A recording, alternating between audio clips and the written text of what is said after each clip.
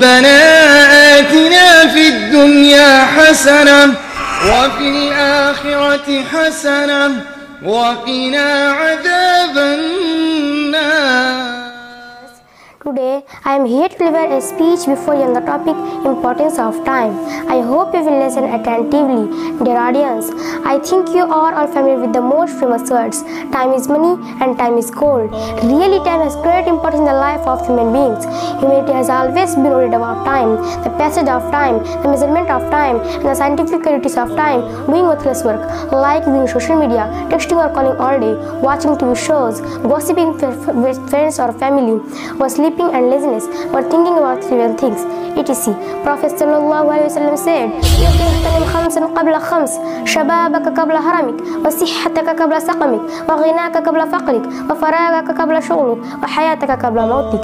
In Hadith, Shawul Iman 9767 means take advantage of 5 matters before 5 other matters.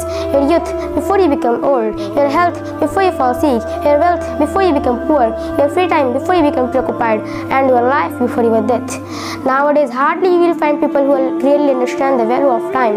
The Almighty Allah says in the Quran in the chapter Al-Asr, Bismillahir-Rahmanir-Rahim, Wal-Asr, Innal insana fi khusr, illa alladhina amanu wa amilus salihati wa tawasaw bil haqqi wa tawasaw bis sabr.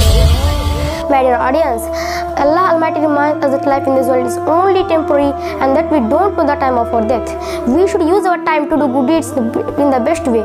As believers, we must never waste time, but rather consider the blessing of the Almighty Allah. We must all understand that wasted time has never come back.